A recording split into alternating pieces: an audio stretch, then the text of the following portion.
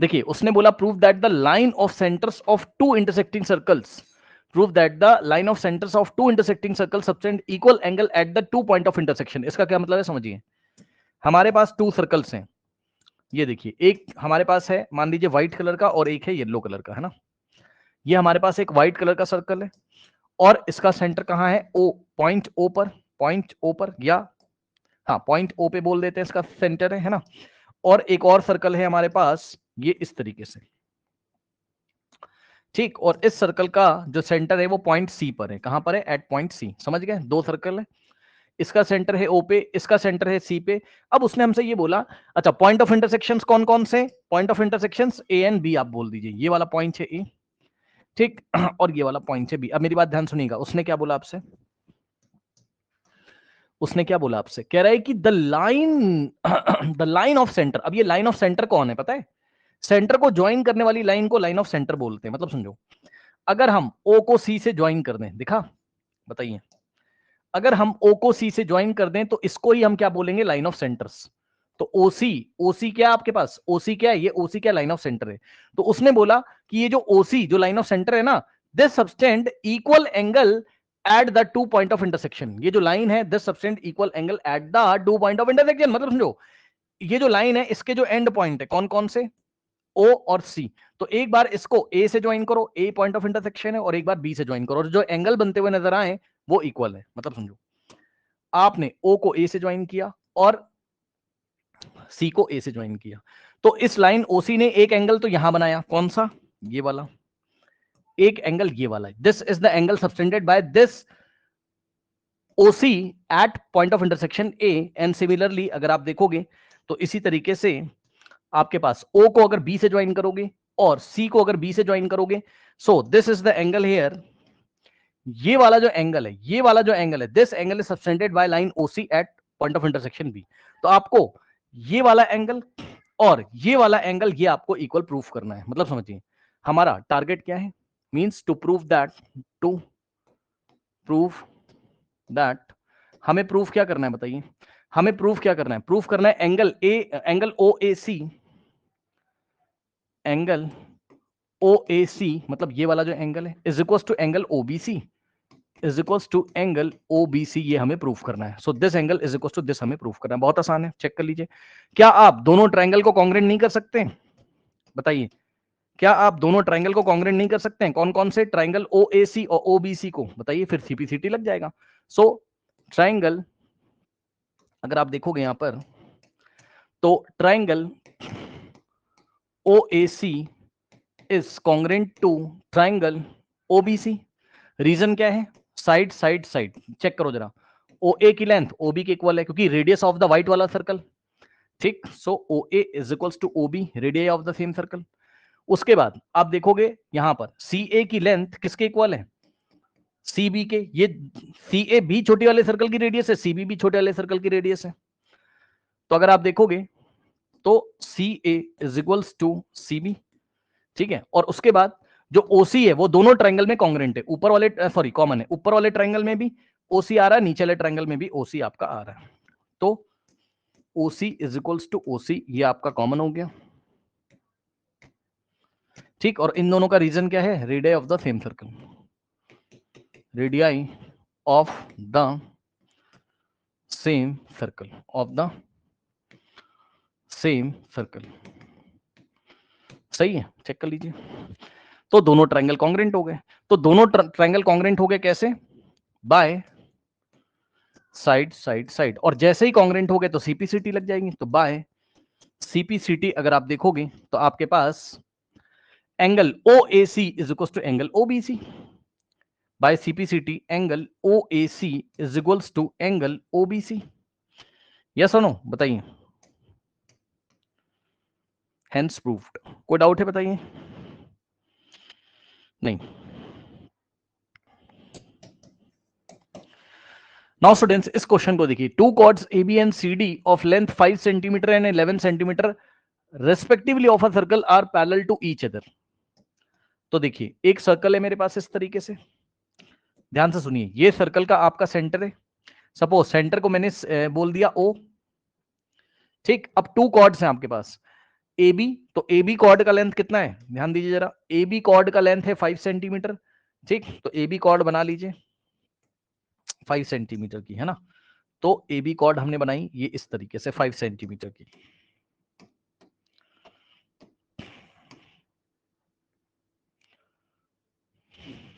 नहीं, एक मिनट, थोड़ा सा दूर कर लेते हैं, ए बी छोटा होगा ना लेंथ में, तो सेंटर से दूर होगा, तो ए बी कॉर्ड ये रही आपकी 5 सेंटीमीटर की। ए बी की लेंथ कितनी है, 5 है, ए बी की लेंथ कितनी है आपके पास, 5 सेंटीमीटर। इसी तरीके से एक कॉर्ड सी डी आपके पास, तो जो सी डी कॉर्ड की लेंथ है, ये देखिए, सी डी कॉर्ड की जो लेंथ है वो है 11 सेंटीमीटर, है ना। तो सी डी कॉर्ड आप कहां बनाओगे, चेक करो, देखो 11 है ना, तो सेंटर के पास में होगी, ये थोड़ी सी इससे लेंथ में ज्यादा होगी इससे, तो ये वाली कॉर्ड हो गई, ए बी से बड़ी है ना ये सी डी, तो सी डी की लेंथ 11 हो गई, ठीक। सो कॉर्ड सी डी की लेंथ हो गई आपके पास 11 सेंटीमीटर, करेक्ट। अब उसने बोला दीज आर पैरेलल, ध्यान दीजिएगा जरा, A B is parallel to C D, क्या दिया उसने, these chords are parallel, A B is parallel to C D उसने आपसे बोला, ठीक है, and are on the opposite side of centre, मतलब सेंटर के ऑपोजिट साइड में, एक कॉर्ड इधर है और एक कॉर्ड इधर है, दोनों ऑपोजिट साइड में, दोनों कॉर्ड सेंटर से एक ऊपर है कॉर्ड एक नीचे है, ठीक है ना। If distance between A B and C D is 6 centimetre, ठीक, ध्यान सुनिए, अगर दोनों कॉर्ड्स के बीच का डिस्टेंस, अब ध्यान सुनिए, पैरेलल लाइन के बीच का डिस्टेंस क्या होता है, पैरेलल लाइन के बीच का डिस्टेंस क्या होता है, पैरेलल लाइन के बीच का डिस्टेंस हमेशा दोनों लाइन पे परपेंडिकुलर होता है, बोलो हाँ, यस और नो। भाई आपको पढ़ाया है ना कि टू लाइंस अगर ऐसे पैरेलल हैं, इनके बीच का डिस्टेंस इस पे भी परपेंडिकुलर होगा और इस पे भी परपेंडिकुलर होगा, यस और नो, बताइए, ठीक है, यही चीज है।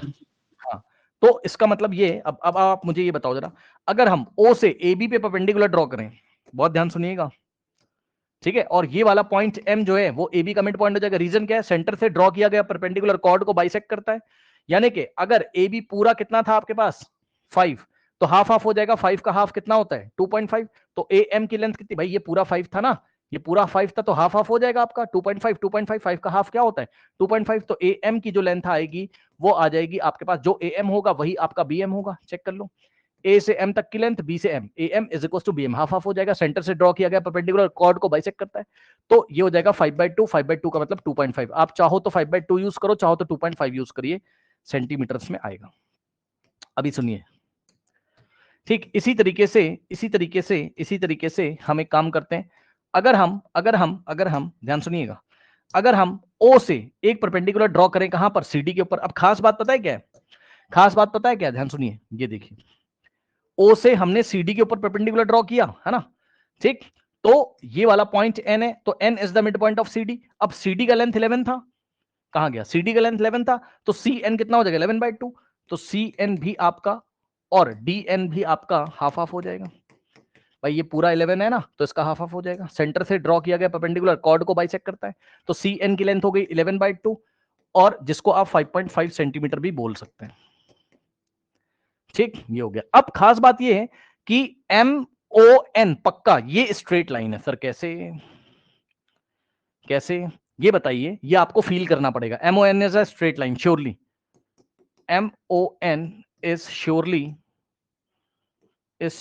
Straight line, is surely a straight line, बोलो क्यों, बोलो क्यों, पक्का पता है क्यों, क्योंकि देखो ए बी किसके पैरेलल है, सी डी के, ठीक, तो भाई ये वाला एंगल 90 है, इधर से ये वाला एंगल भी 90 है, तो ऑल्टरनेट से अगर एंगल इक्वल आ रहे हैं तो ये स्ट्रेट लाइन ही तो होगी, यानी कि ओ पक्का कहां लाई करता है, एम ओ एन पे, कंस्ट्रक्शन में भी आपने देखा, लेकिन ये कि स्ट्रेट लाइन होगी, ठीक, भाई ऑल्टरनेट एंगल इक्वल है ना, this is equal to this, check करो ना, A B parallel C D, और ये आपकी ट्रांसवर्सल लाइन होगी, तभी तो ऑल्टरनेट एंगल इक्वल है ऐसे, तो यानी कि M O N is surely straight line, ठीक है। अब आइए देखते हैं उसने पूछा क्या है, उसने कहा if the distance between A B and C D 6, मतलब समझो ए बी और सी डी के बीच का डिस्टेंस 6 है, बहुत ध्यान सुनिएगा, ये लाइन ए बी है और ये सी डी है, इनके बीच का डिस्टेंस, और टू लाइन ये ए बी और ये सी डी दोनों क्या है, पैरेलल हैं, और टू पैरेलल लाइन के बीच का डिस्टेंस हमेशा परपेंडिकुलर होता है, मतलब इस पे भी 90 बनाएगा और इस पे भी 90 बनाएगा, तो यही डिस्टेंस आपको दी हुई है, मतलब ये डिस्टेंस m से n तक डिस्टेंस दी है, दोनों पैरेलल लाइन के बीच की डिस्टेंस आपको दी हुई है, मतलब m से लेके n तक पूरा कितना है, ध्यान सुनिए, 6 सेंटीमीटर। पढ़ लो, distance between A B and C D 6। तो ये रहा ए बी, ये रहा सी डी, इनके बीच का डिस्टेंस 6 सेंटीमीटर आपको दिया हुआ है। ठीक, सो एम एन का लेंथ आपको कितना दिया हुआ है? 6 सेंटीमीटर आपको दिया हुआ है। ठीक है, तो अगर आप देखोगे तो गिवन क्या है आपको,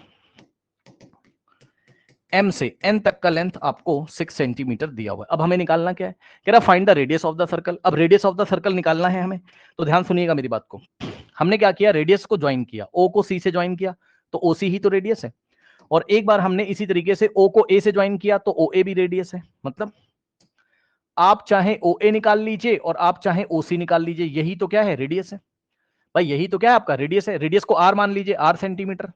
ठीक, तो OA भी r हो जाएगा और OC भी आपका r हो जाएगा, करेक्ट। अब ध्यान से सुनिएगा, इधर यहां से यहां तक पूरा 6 सेंटीमीटर है, ये m से लेके n तक पूरा 6 है। अगर थोड़ी देर के लिए ON को हम लेट कर लें x, ध्यान सुनिएगा, let ON is equals to x centimetre, मतलब समझो ON को अगर मैं x अज्यूम कर लूं, ये ऐसे, ठीक। तो आप मुझे जल्दी से बताइए कि MO कितना आ जाएगा, बोलो भाई। यहां से यहां तक 6 है पूरा और ये x है, तो ये MO कितना बचेगा, 6 माइनस एक्स। भाई साफ साफ दिख रहा है इधर, जो बच्चे भी देख रहे हैं अभी रिकॉर्डिंग्स, बहुत इजी है, देखिए कैसे, कुछ नहीं करना आपको। यहां से यहां 6 है और उसमें से अगर आप x माइनस कर दोगे तो आपको यहां से यहां तक मिल जाएगा 6 माइनस एक्स, यानी कि MO की जो लेंथ है वो 6 माइनस एक्स आ जाएगी, जो कि मैं आपको ब्लू कलर से दिखा रहा हूं। ये देखिए 6 माइनस एक्स सेंटीमीटर आ जाएगा, इतना यहां से लेके यहां तक। ठीक, अब अगर आप देखोगे ये 90 है, तो लीनियर पेयर से ये एंगल भी 90 हो जाएगा। ठीक है, ओके। नाउ अब देखिए बच्चों, आपके पास कितने अननोन है, 2 अननोन है। कौन कौन से, आर भी नहीं पता और एक्स भी नहीं पता। हमें ए एम पता है, ए एम कितना है 5/2, ये ए एम कितना आपका 5/2, तो यहां हम लिख देते हैं ए एम की लेंथ हो गई 5/2 सेंटीमीटर, 5/2 सेंटीमीटर, ये ए एम हो गया। अब एक बार पाइथागोरस लगाइए भाई, दो वेरिएबल है ना आर और एक्स, तो दो ट्राइंगल में दो बार पाइथागोरस लगाएंगे। एक बार किस में लगाएंगे, ये वाले ट्राइंगल में, दिखा, बताओ, ट्राइंगल ए एम ओ में देखिए,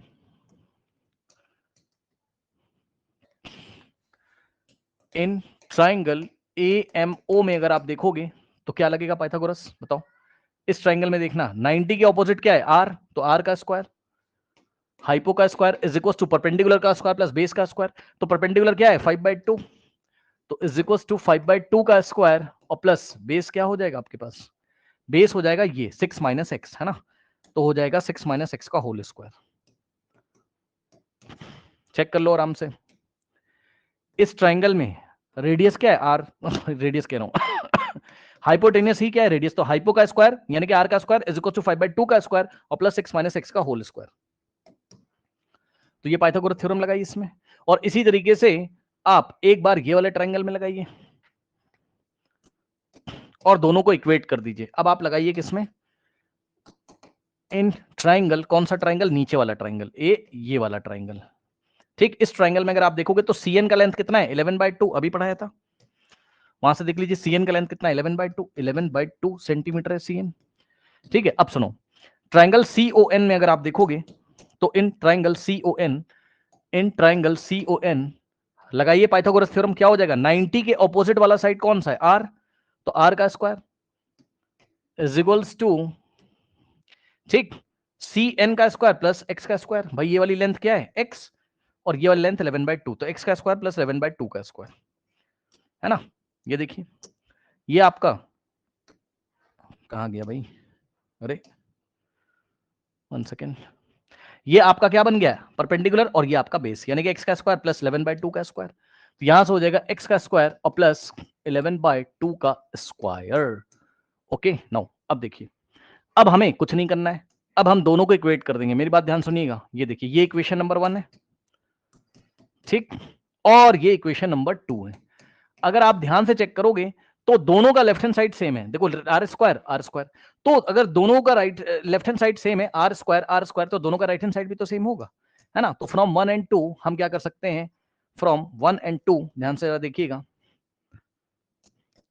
फ्रॉम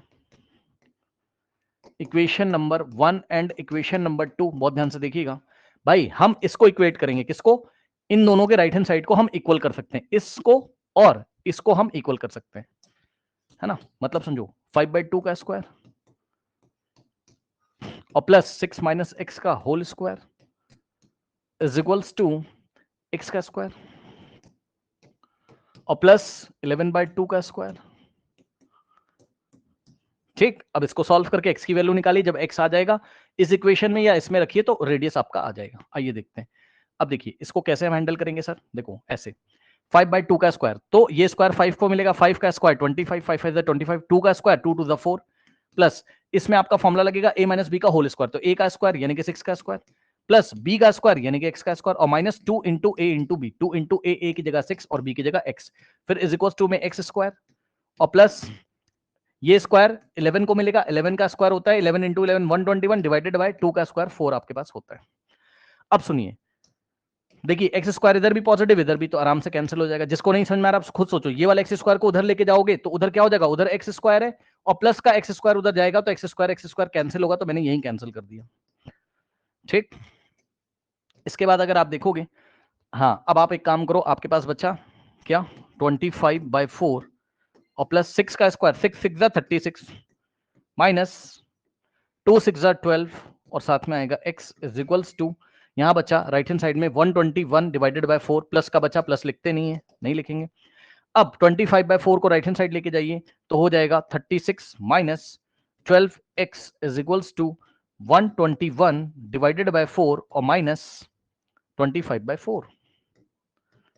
ठीक, तो यहां से अगर आप सॉल्व करोगे तो मैं आपको दिखा रहा हूं क्या आ रहा है, 36 minus 12x is equals to, अब 4 और 4 तो एलसीएम तो 4 ही आ जाएगा, एलसीएम 4 ही आ गया और ऊपर हो जाएगा 121 माइनस 25 है ना। अब 121 में से 25 माइनस करिए, कितना बच जाएगा आपके पास, 121 में से 25 माइनस करिए, 11 माइनस 5 6 और यहां बचेगा क्या 1, 11 minus 9, 11 minus 2 is 9, okay okay 96, तो 36 minus 12x is equals to, ऊपर बचेगा यहां पर 96 डिवाइडेड बाय 4 है ना। अब आप इसको कैंसिल कर दो, इतना तो पता होगा, 4 1 जा 4 होता है, 4 2 जा 8 और 1 जाएगा इसके पास तो 16 बनेगा, 4 4 जा आपके पास 16।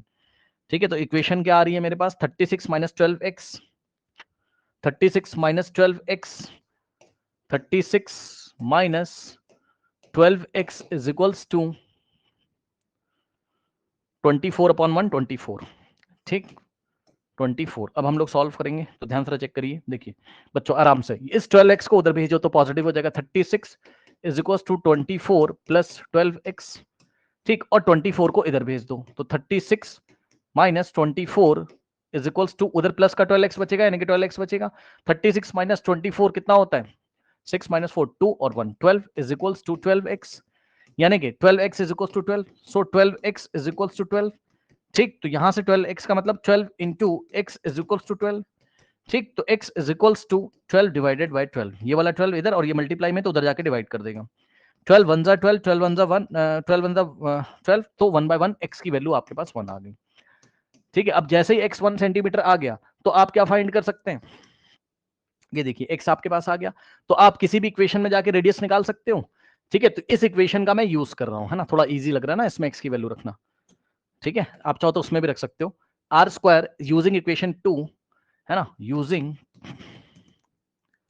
इक्वेशन नंबर 2 अगर आप देखेंगे तो रेडियस मुझे निकालना था, तो r square is equals to क्या है एक्स स्क्वायर और प्लस 11/2 का होल स्क्वायर प्लस 11/2 का होल स्क्वायर। चलिए एक्स की वैल्यू रखिए, तो r square is equal to x की जगह 1, तो 1 का स्क्वायर और प्लस 11 का स्क्वायर 121 और अपॉन में 2 का स्क्वायर 4 और यहां से अगर आप करोगे तो r square is equals to 1 का स्क्वायर 1 और प्लस 121 डिवाइडेड बाय 4। नाउ अब यहां से आर स्क्वायर, अब देखो 4 इंटू 1 4 एलसीएम लेना आता है ना, 4 into 1 4 plus 121 whole divided by 4 आपके पास हो जाएगा, तो यहां से आपके पास आएगा r square is equals to 121 plus 4 125 divided by 4। ठीक, अब देखिए यहां से आएगा r square is equals to 120 कितना आ रहा है 125 डिवाइडेड बाय 4, 125 डिवाइडेड बाय 4। अब स्क्वायर हटाओगे तो स्क्वायर रूट लोगे, आप यहां पर स्क्वायर रूट लोगे 125, जब भी स्क्वायर रूट लेते हैं ना तो आगे प्लस माइनस लगाते हैं, लेकिन हम यहां प्लस साइन ही कंसीडर करेंगे क्योंकि रेडियस हमेशा पॉजिटिव होता है, रेडियस एक लेंथ है और लेंथ हमेशा पॉजिटिव होता है, ये ऐसे, ठीक। अब आप देखिए, और प्लस तो लिखते नहीं, तो हम नेक्स्ट स्टेप में प्लस भी हटा देंगे यहां से, ठीक है। नेक्स्ट स्टेप में हम लोग प्लस भी हटा देंगे, तो रेडियस इतना आ गया। अब इसको सॉल्व करो, देखो कैसे सॉल्व करोगे। स्क्वायर रूट ऑफ, ध्यान देना जरा, अब आपको पता है कि ये स्क्वायर रूट न्यूमरेटर को अलग से मिलेगा और डिनोमिनेटर को भी मिलेगा, तो square root of 125 divided by square root of 4। अब स्क्वायर रूट ऑफ 125 का स्क्वायर रूट, यस, क्या लिख सकते हो आप 125 को, 25 इंटू 5, क्या मैं सही हूं, 25 इंटू 5, और डिवाइडेड बाय 4 का स्क्वायर रूट 2 होता है, तो नीचे से स्क्वायर रूट हट जाएगा। अब आपको पता है कि 25 का स्क्वायर रूट कितना होता है, 5, तो ये वाले 25 का स्क्वायर रूट तो 5 हो गया, और रूट के अंदर क्या बचा, 5, और divided by 2 centimetre. This is the final answer here. So radius आ गया मेरे पास 5√5/2 सेंटीमीटर। तो इस तरीके से रेडियस हम इसका निकालेंगे। ये अच्छे क्वेश्चंस होते हैं, तो मैंने आपको करा दिया। अब हम नेक्स्ट क्लास में करेंगे, आप जा सकते हैं, इसकी आप प्रैक्टिस करके आइए।